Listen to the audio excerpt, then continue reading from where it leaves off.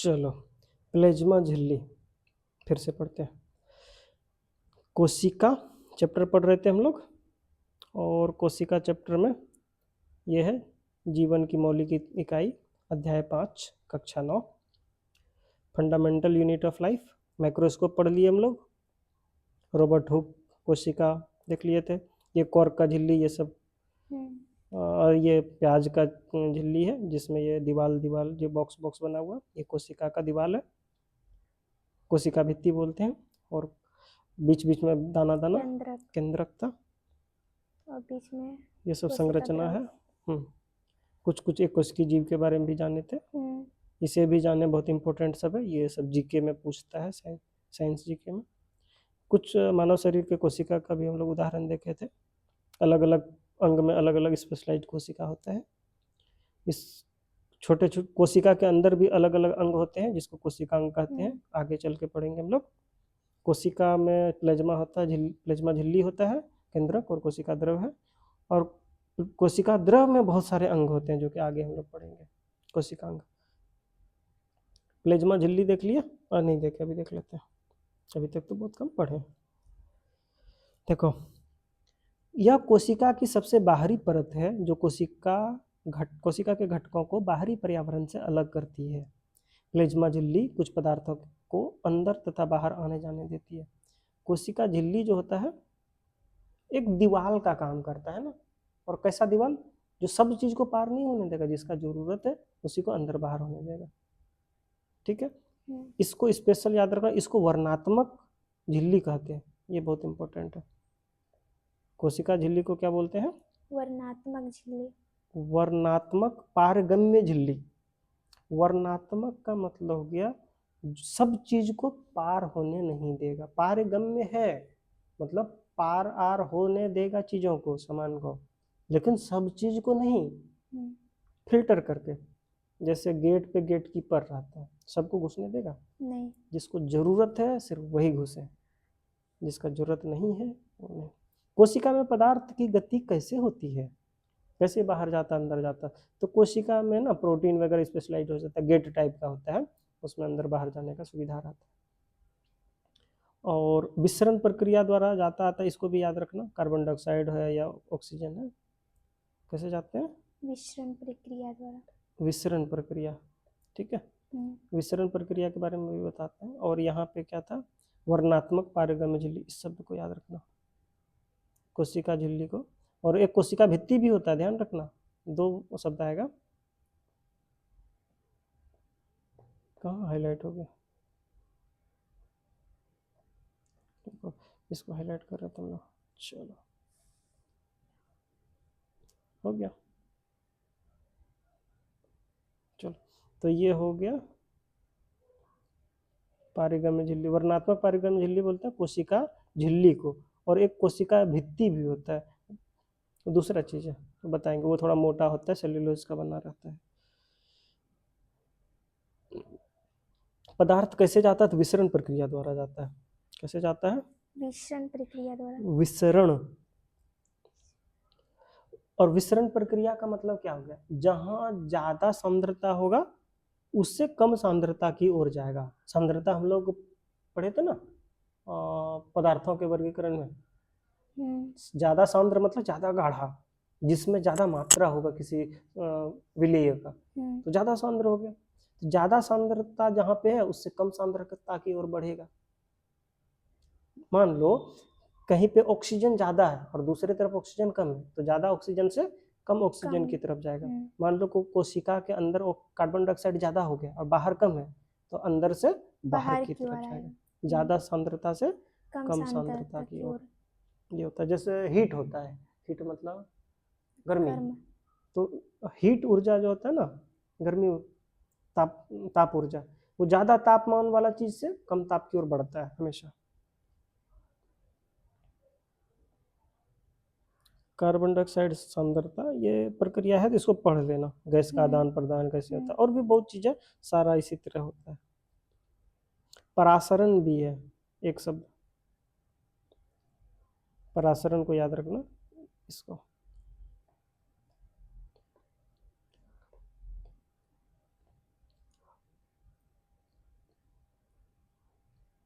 जल की विसरण के नियमों के अनुकूल व्यवहार करता है। जल भी विसरण के नियमों के अनुकूल व्यवहार करता है। जल के अणुओं की गति पर विभेदक वर्णात्मक पारगम्य झिल्ली द्वारा हो तो उसे परासरण कहते हैं। विसरण हुआ तब कोई भी पदार्थ या कोई भी चीज जो उसके झिल्ली से आर पार हो गया और कम सांद्रता की तरफ गया अधिक सांद्रता से, ज्यादा सांद्रता से कम सांद्रता की ओर कोई चीज गया, इस प्रक्रिया को क्या कहते हैं? विसरण। और परासरण हो गया जब जल एक विसरण विधि द्वारा अगर गति करता है तो इसको बोलते हैं परासरण। परासरण भी एक प्रकार का विसरण ही हुआ। समझ में आ रहा है? फिर से समझो। विसरण हो गया किसी भी चीज का अधिक सांद्रता से कम सांद्रता की ओर गति। जैसे ऑक्सीजन कहीं ज्यादा है, कम ऑक्सीजन जहां पे वहां चला गया तो इसको बोलेंगे विसरण। अगर विसरण में अगर जल पार हो रहा है, जैसे कहीं ज्यादा जल है कम जल में चला गया, जैसे देखना कपड़ा है, कपड़ा में कहीं एक बूंद जल गिरा तो वो फैल जाएगा, तो जिधर सूखा है उधर फैल गया जल। तो जल का अगर विसरण हो रहा है तो इसको बोलते हैं परासरण। समझ में आया? परासरण क्या है? जल का विसरण। मतलब जल अगर एक जगह से दूसरे जगह ट्रेवल कर रहा है विसरण विधि से, तब तो वर्णात्मक पारगम्य झिल्ली जो है, कोशिका झिल्ली, उसमें जल का अगर आदान प्रदान होता है तो इसी को बोलेंगे परासरण। ठीक है? ये भी विसरण नहीं है मगर ये स्पेशल विसरण है जल का, इसीलिए इसको बोले परासरण नाम धर दिया है। हाइलाइटर ऑन कर देते हैं। चलो,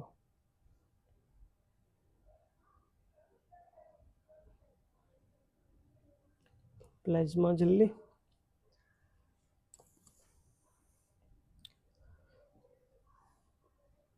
और जिधर ज्यादा पानी का दबाव जिधर ज्यादा होगा उधर से निकल के कम दबाव की ओर जाएगा।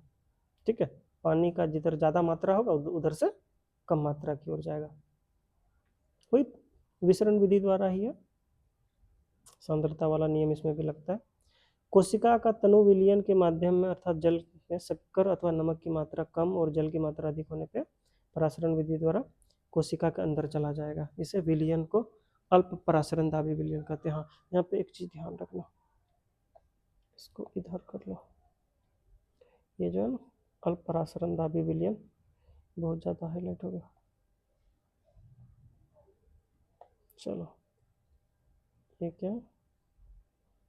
अब भी बड़ा हो गया।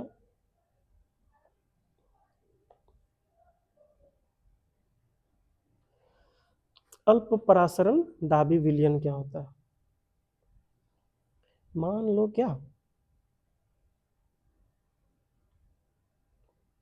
ये एक बीकर है। क्या है? बीकर। बीकर है। थोड़ा सा छोटा कर दो इसको। बीकर में मान लो ये कोशिका है, ये मान लो न्यूक्लियस है, इसमें द्रव अगर भरा, और बाहर में पानी है। क्या है? पानी। पानी और नमक भी मिला हुआ है। क्या है? नमक। मान लो ये नमक है और अंदर में भी पानी है। क्या है? कोशिका द्रव। कोशिका द्रव जल भी होता है कोशिका द्रव में। तो पानी क्या होगा अगर बाहर में पानी का मात्रा ज्यादा है और अंदर में पानी का मात्रा कम है? ऐसा कब होता है? जैसे पानी में कुछ मिला हुआ है, जैसे तनु विलयन है। तनु विलयन मतलब पानी अधिक है और नमक या शक्कर ज्यादा है।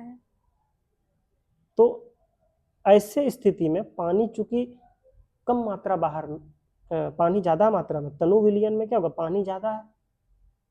तनु विलयन में क्या होगा? पानी ज्यादा है। तो पानी ज्यादा हो गया तो क्या होगा? पानी अंदर की ओर जाएगा। पानी किधर जाएगा? अंदर की ओर। ऐसे विलयन को अल्प परासरण दाबी विलयन कहा जाता है। ऐसे विलयन को क्या बोलते हैं? अल्प परासरण दाबी विलयन। इसमें क्या होगा कि पानी बाहर से अंदर की ओर जाएगा। क्यों गया? क्योंकि बाहर में पानी का मात्रा ज्यादा है। पानी का मात्रा कब ज्यादा होता है? तनु विलयन में। समझ आ गया? अल्प परासरण परासरण दाबी विलयन। चलो,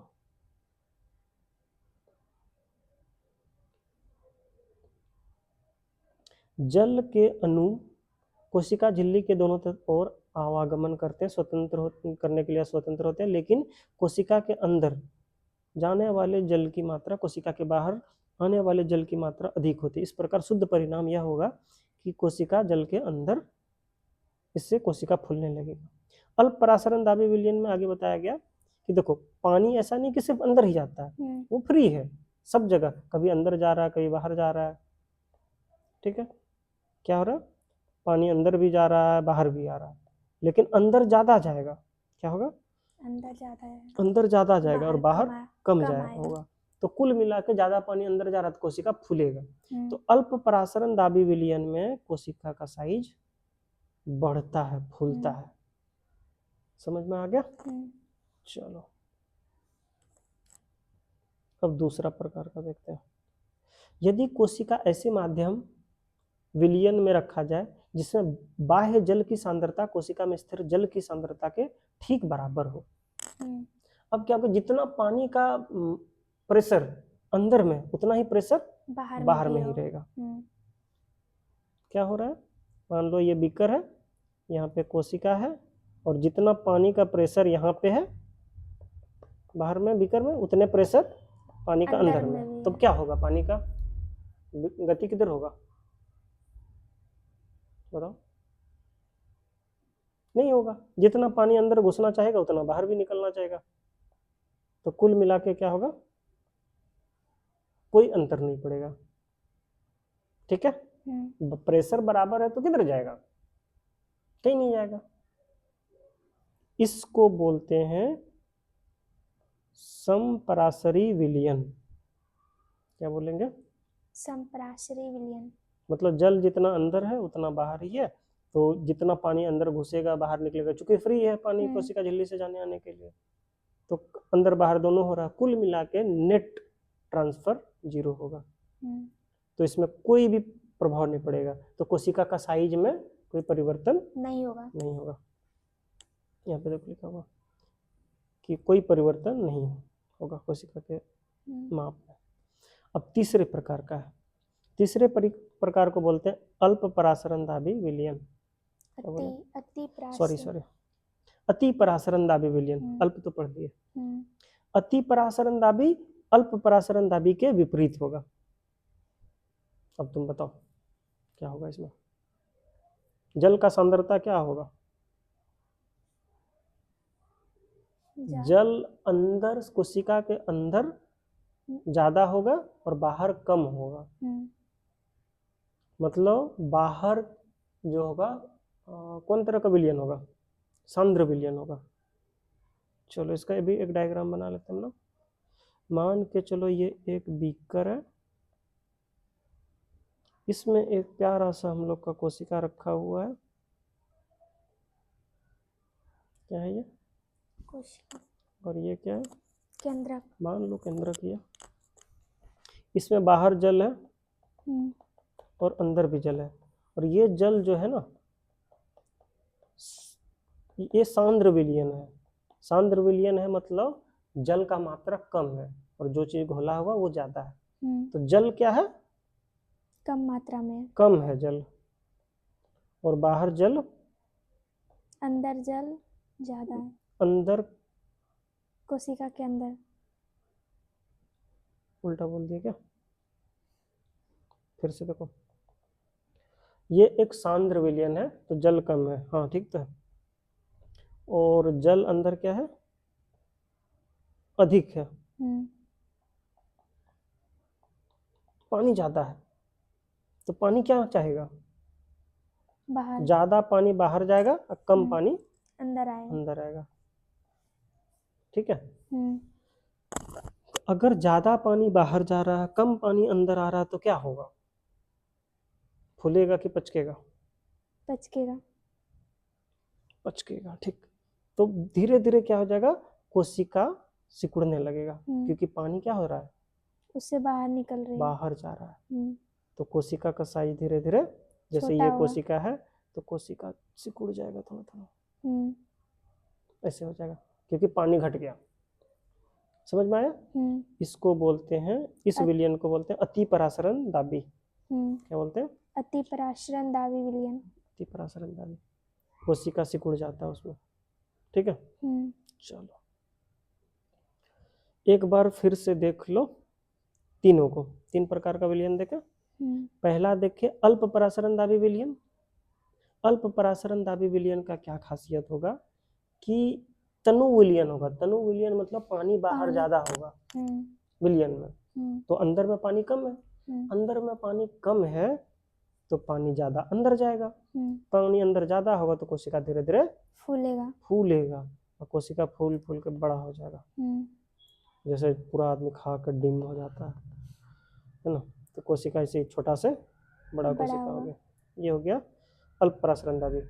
और एक था समपरासरी विलयन, इसमें बराबर है प्रेशर, तो उस कोशिका में कोई प्रभाव नहीं पड़ेगा, उसका आकार में परिवर्तन नहीं। और एक अति परासरण दाबी विलयन। अति परासरण दाबी विलयन में क्या होगा कि जल बाहर कम होगा, मतलब सांद्र विलयन होगा। तो सांद्र विलयन में जल बाहर अधिक होगा, सॉरी कम होगा। हाँ, जल बाहर कम होगा और अंदर अधिक होगा। तो जिधर कम जल है उधर जल जाएगा, पानी बाहर जाएगा। पानी बाहर जाएगा तो कोशिका सिकुड़ जाएगा, पिचक जाएगा, जो भी होगा। तो इस प्रक्रिया, इस विलयन को बोलते हैं अति परासरण दाबी विलयन। ठीक है, इस कॉन्सेप्ट को याद रखना और आगे काम आएगा। चलो कुछ क्रियाकलाप दिया हुआ है, क्रियाकलाप कर लेना, क्योंकि हम लोग के पास जैसे हाइड्रोक्लोरिक अम्ल ये सब तो होगा नहीं, तो क्रियाकलाप घर पे नहीं कर सकते, स्कूल में किया जा सकता है।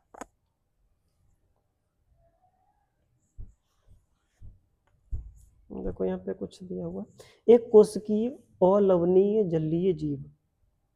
अलवणीय मतलब जो नमकीन पानी में नहीं रहता है, साफ पानी में रहता है, उसी को बोलते हैं अलवणीय। जो नमकीन खारा पानी में रहता है उसको लवणीय जलीय जीव बोलते हैं। जैसे समुद्री मछली होता है वो क्या है, लवणीय जलीय जीव हो गया, है ना। तो एक कोशिकीय अलवणीय जलीय जीव तथा अधिकांश पादप कोशिकाएं परासरण द्वारा जल ग्रहण करते हैं। हम लोग के यहाँ पे जो भी फ्रेश प्लांट्स पाया जाता है और जीव जंतु पाया जाता है जो एक कोशिका है, ठीक है, एक ही कोशिका का, जैसे अमीबा सब है, वो सब कैसे पानी लेगा? परासरण विधि द्वारा। और जो बहुकोशिकीय पौधा होता है या जीव होता है, तो जीव तो हम लोग तो पी लेते हैं पानी, तो उसमें कोई विधि नहीं होता है, लेकिन पौधा कैसे लेता है? तो अवशोषण विधि द्वारा लेता है। पौधा कैसे जल लेगा? अवशोषण विधि द्वारा। अवशोषण विधि द्वारा। अवशोषण मतलब जड़ से खींच लेता, अवशोषित कर लेता है, तो इसे लेता है। और कोशिका के जीवन में विसरण जल तथा गैसों के आदान प्रदान की प्रक्रिया में महत्वपूर्ण भूमिका निभाता है। कोशिका सिर्फ पानी कहीं नहीं, ऑक्सीजन, कार्बन डाइऑक्साइड या भी जो भी गैस है इसका भी आदान प्रदान करेगा, तो विसरण विधि द्वारा ही करेगा। विसरण मतलब क्या होगा? जिधर ज्यादा दाब है किसी चीज का, कम दाब पर हो गया विसरण। इसके अतिरिक्त विसरण कोशिका को अपने बाहरी पर्यावरण से पोषण ग्रहण करने में सहायता करता है। कोशिका के विभिन्न अणुओं का अंदर आना, बाहर निकलना भी विसरण द्वारा ही होता है। इस प्रकार का परिवहन में ऊर्जा की आवश्यकता होती है। यहाँ पे देखो थोड़ा सा इंपॉर्टेंट चीज होगा, कोशिका से विभिन्न अणुओं का अंदर आना तथा बाहर निकलना भी विसरण द्वारा होता है। इस प्रकार के परिवहन में ऊर्जा आवश्यकता होती है। जब विसरण विधि द्वारा भी जब अणु जाता है कोई स्पेशलाइज्ड, अगर प्रेशर के उल्टा डायरेक्शन में होगा तब एनर्जी खर्च होता है, ऊर्जा खर्चा होता है।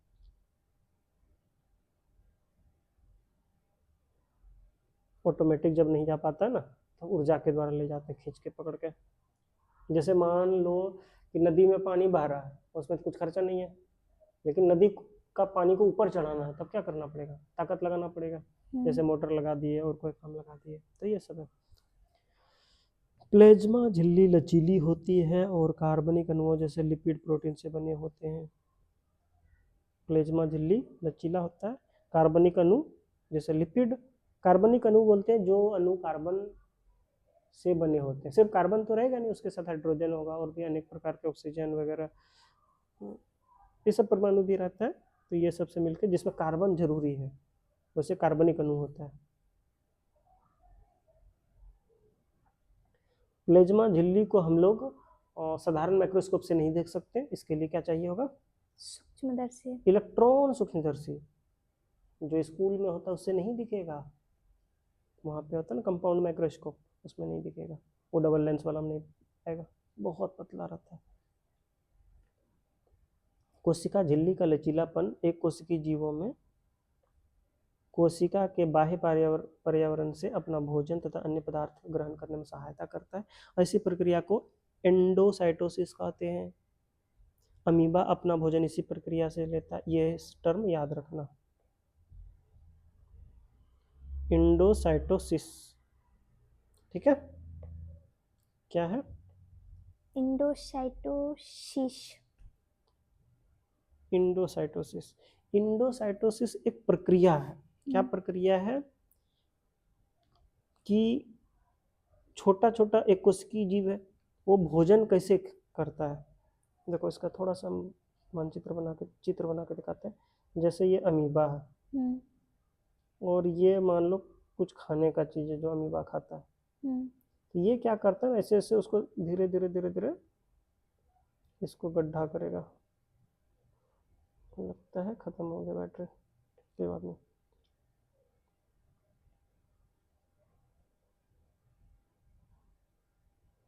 तो ये क्या होगा, धीरे धीरे ये ऐसे हो जाएगा और भोजन यहाँ आ गया। और थोड़ा देर बाद क्या होगा, और ये उसको घेर लेगा पूरा और ये चला गया और भोजन को खा जाएगा। तो अमीबा ऐसे करके धीरे धीरे सामान को घेरा घेरा घेरा और अंदर ले गया, और अंदर ले जाने के बाद उसको मान लो यहाँ पे वो गोल घेरा ले गया और ये भोजन आ गया, इसको खा गया। तो ये कोशिका झिल्ली ही, ये जो गोल गोल नीचे धसक रहा है, क्या जा रहा है? कोशिका झिल्ली, घेरा जो बनाया, यही कोशिका झिल्ली अंदर उसको पकड़ के ले गया और उसको खा गया। इस प्रक्रिया को बोलते हैं इंडोसाइटोसिस। अमीबा भोजन कैसे करता है, उसका विधि का नाम है इंडोसाइटोसिस। इंडोसाइटोसिस। ये सब कंपटीशन वगैरह में पूछता है, इसलिए याद रखना, इंडोसाइटोसिस।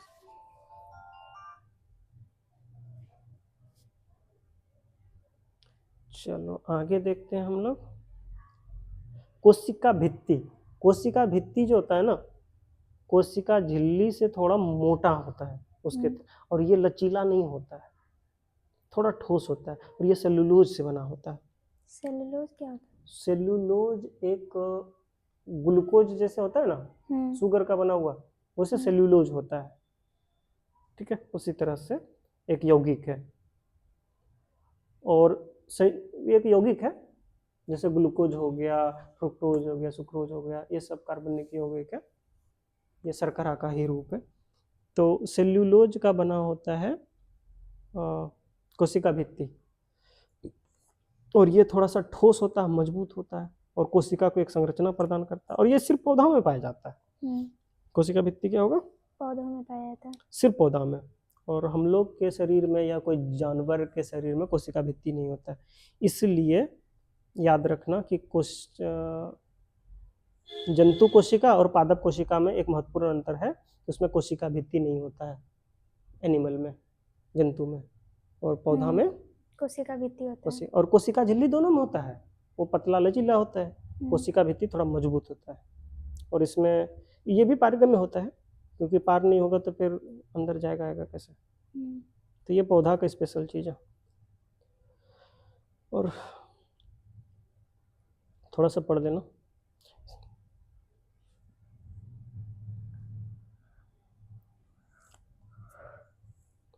जैसे पौधा का कोशिका है तो थोड़ा मजबूत होता है, और परासरण विधि से जब पानी लेता है तो कोशिका फूल जाता है, तो कोशिका भित्ति के ऊपर दबाव पड़ता है, जब दबाव पड़ता है तो कोशिका भित्ति फूल जाता है कोशिका, और फूलने के बाद फटता नहीं है जल्दी।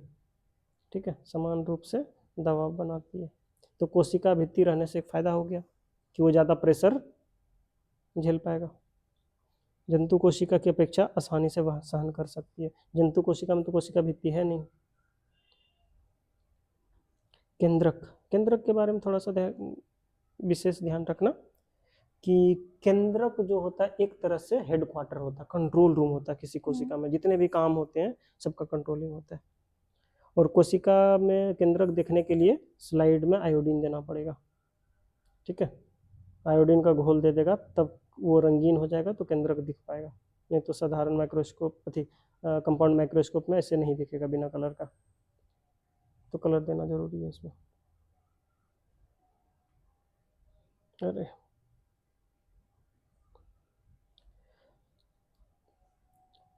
ये भी है, कोशिका को रंगने के लिए आयोडीन विलयन के अतिरिक्त सेफ्रानीन और मिथाइल ब्लू का भी इस्तेमाल किया जाता है। हम लोग सेफ्रानीन का यूज़ किए थे।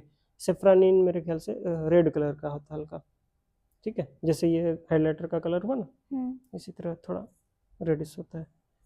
और मिथाइल ब्लू, नाम तो ब्लू है, मुझे पता नहीं है, हो सकता ब्लू ही हो। चलो कोशिका के बारे में, केंद्रक के चारों ओर दोहरे परत का एक स्तर होता है जिसको केंद्रक झिल्ली कहता है। केंद्रक जो होता है, केंद्रक जो बोले थे कोशिका के अंदर पाया जाता है। और केंद्रक का भी अपना झिल्ली होता है, वो डबल लेयर का होता है। इसको क्या बोलते हैं, केंद्रक का है तो केंद्रक झिल्ली बोल दिए। उसमें भी छोटा छोटा छिद्र होता है। इसके अंदर और बाहर कोशिका द्रव जा आ पाता है फ्री। कोशिका द्रव के विषय में अनुभाग 5.2.4 में पढ़ेंगे, चलो कोई नहीं। केंद्रक में क्रोमोसोम होता है।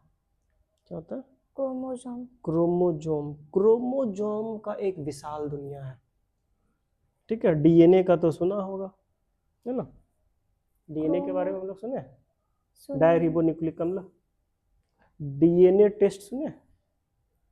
ये बहुत बहुत वास्ट चीज है, इसके बारे में अलग से पढ़ाई होता है अनुवंशिकी में। तो इसका 12th में बहुत विस्तार से पढ़ने मिलेगा, कुछ 10th में भी है। चलो प्रजनन चैप्टर में है डीएनए वगैरह, क्रोमोसोम के बारे में, है ना।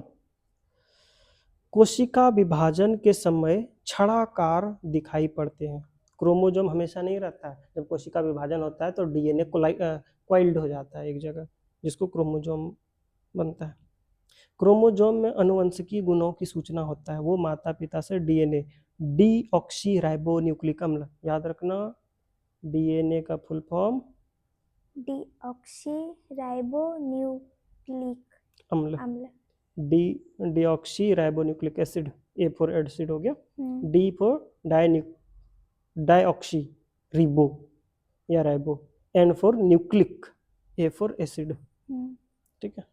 डीएनए, डीएनए क्या होता है, एक तरह का संरचना होता है और उसमें हम लोग के शरीर का बनावट का हर सूचना होता है, इंफॉर्मेशन होता है और बहुत ही इम्पोर्टेंट होता है। हमारे शरीर का विकास, हम लोग का शरीर का संरचना, जितना भी अलग अलग प्रकार के जीव है सबका डीएनए अलग अलग होता है।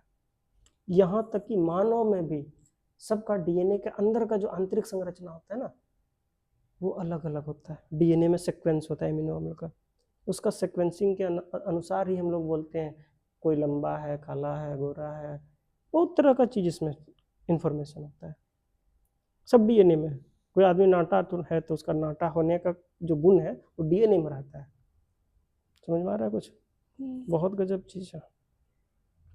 और डीएनए जब क्वाइल्ड हो जाता है, सिकुड़ एक छड़ के आकार का बन जाता है जब कोशिका विभाजन होता है, तो उसी को बोलते हैं क्रोमोसोम, ठीक है। क्रोमोसोम क्या है, डीएनए का ही एक संरचना है। क्रोमोसोम डीएनए तथा प्रोटीन के बने होते हैं। डीएनए क्या होगा, प्रोटीन का बना होता है। क्रोमोसोम डीएनए और प्रोटीन से बनता है। डीएनए अणु में कोशिका के निर्माण व संगठन की सभी आवश्यक सूचनाएं होती है। डीएनए के क्रियात्मक खंड को जीन कहते हैं, ये भी याद रखना। क्या बोलते हैं, जीन। इंसान का हो या पौधा का हो या कोई भी जीव हो, सबका अलग अलग गुण का जो इकाई होता है डीएनए में उसको जीन बोलता है। एक जीन किसी एक प्रकार का गुण को प्रदर्शित करता है, या एक कई सारे जीन मिलकर एक गुण को कंट्रोल करता है। जैसे कोई आदमी गोरा है तो गोरा होने का जीन होता है, वो जीन अथी वाला नहीं है, वो एक जीन नहीं निकलता था अलादीन का चिराग में, वो वाला जीन नहीं है। ये जीन होता है डीएनए का। डीएनए का ऐसे करके उसका ऐसे रहता है ना, बहुत सारा अथी सब में देखना ऐसे संरचना होता है, ठीक है। ऐसे डीएनए का डिजाइन बनाते हैं, डबल हेलिक्स। और डीएनए का एक छोटा छोटा ये सब टुकड़ा होता है उसमें, ठीक है, वो लाइन का। तो ये सब लाइन जो है ये सब क्या है, ये सब जीन है। समझ में आया? और यही जब क्या होता है, जब कोशिका विभाजन करता है तो ये पूरा घना हो जाएगा ऐसे ऐसे, और ये घना घना हो गया तो यही बन गया क्रोमोसोम। ऐसे पूरा घना हो जाएगा, क्या बन गया? क्रोमोसोम। हम लोग मानव में कितना क्रोमोसोम होता है? 22 जोड़ा। 22 की 23? 23 जोड़ा 23 होता जोड़ा, है। हाँ। कैसे भूल गई? मानव में 23 जोड़ा क्रोमोसोम होता है।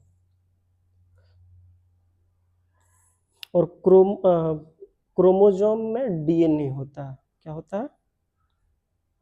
क्या होता है? डीएनए। क्रोमोसोम प्रोटीन और डीएनए से बनता है। ये जो क्रोमोसोम का डिजाइन बनाया भी हम, इसमें क्या क्या होगा? प्रोटीन और डीएनए। प्रोटीन और डीएनए। डीएनए का जो इकाई होता है उसको क्या बोलते हैं? जीन। जीन बोलते हैं। डीएनए का एक इकाई को जीन बोलते हैं। और जीन अलग अलग गुण को कंट्रोल करता है। कोई लंबा है, कोई नाटा है, गोरा है, पतला है, ये सब कंट्रोल करता है। तुम कितनो बॉर्नवीटा खा लो और कितनो क्रीम लगा लो, आदमी गोरा है तो गोरा रहेगा, काला है तो काला रहेगा। वो फेस क्रीम बेचने वाला कंपनी वो सब करता है नौटंकी। समझ में आया? तो फेस क्रीम लगाने से कोई काला आदमी गोरा नहीं होता, नहीं तो भैंस को लगा देगा तो पूरा सफेद हो जाएगा सब भैंस। होता है ऐसा? तब डी कहाँ पढ़ रहे थे? जो कोशिका विभाजित नहीं हो रही होती उसमें डीएनए क्रोमेटिन पदार्थ के रूप में विद्यमान रहता है। क्रोमेटिन पदार्थ धागे की संरचना के एक जाल का पिंड होता है। सभी कोशिका में विभाजित होने वाली होती है, कोशिका विभाजित होने वाली थी तब यह क्रोमोसोम में संगठित होता है।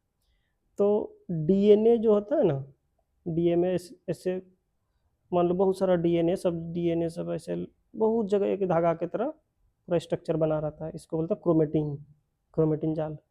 जब कोशिका विभाजन करने वाला था, विभाजन होने के पहले, तब ये वाला डिजाइन बना लेता है।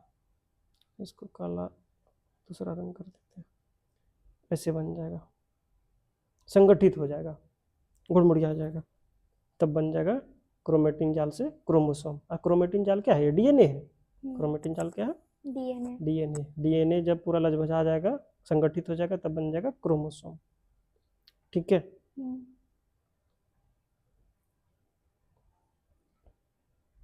कुछ जीवों में कोशिकीय जनन में केंद्रक महत्वपूर्ण भूमिका निभाता है। इस प्रक्रिया में अकेली कोशिका विभाजन होकर दो नई कोशिकाएं बनती है। यह कोशिका के विकास और परिपक्वन को निर्धारित करता है, साथ ही सजीव कोशिका की रासायनिक क्रियाओं को भी निर्देशित करता है।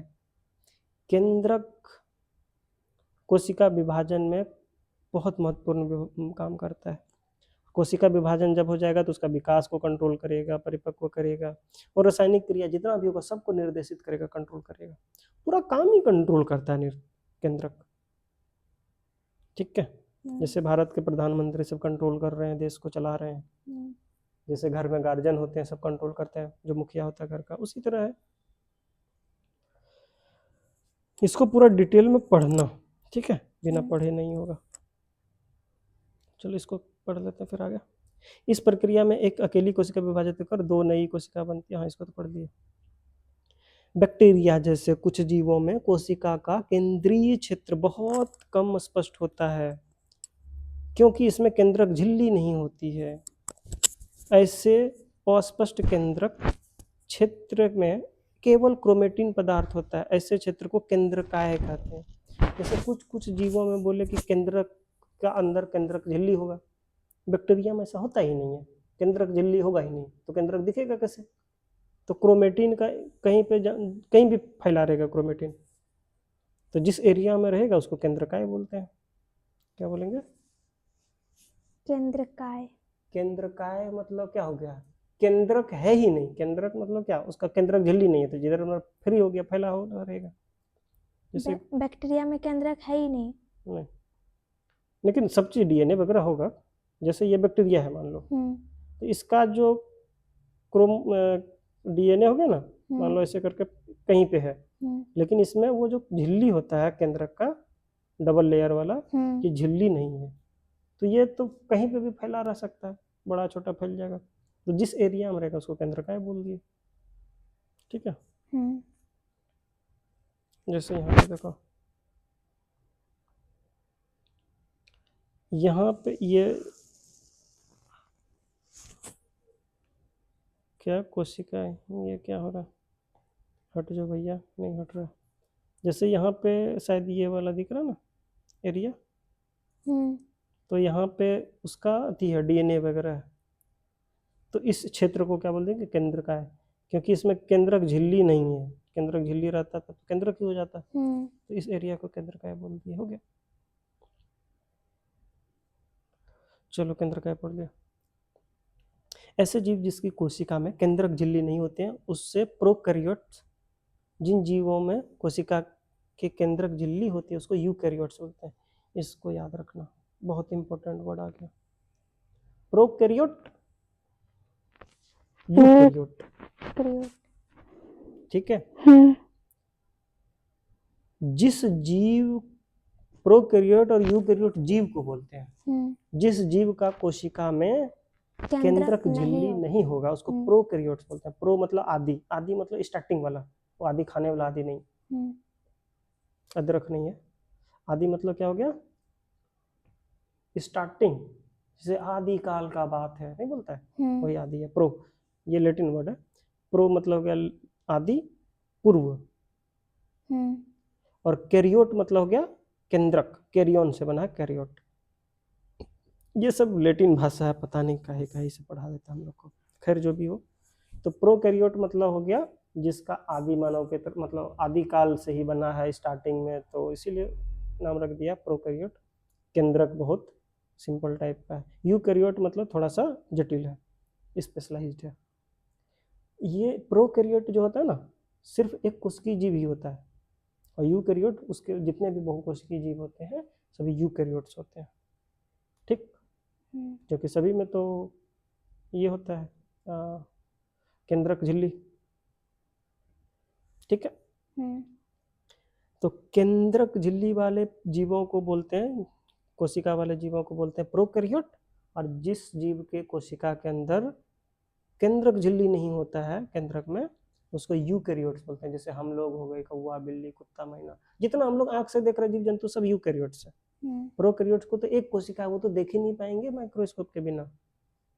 जैसे बैक्टीरिया है, बैक्टीरिया तो नंगी आंख से देख नहीं सकते, कैसे देखेंगे? चश्मा लगा के?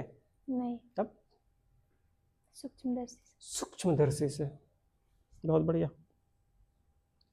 प्रोकैरियोट कोशिकाओं में और भी अन्य अधिकांश द्रव्य अंगक नहीं होते हैं जो कि यूकैरियोट कोशिका में होते हैं। प्रोकैरियोट जीव का कुछ कुछ पार्ट पुर्जा नहीं होता है, बहुत सारा।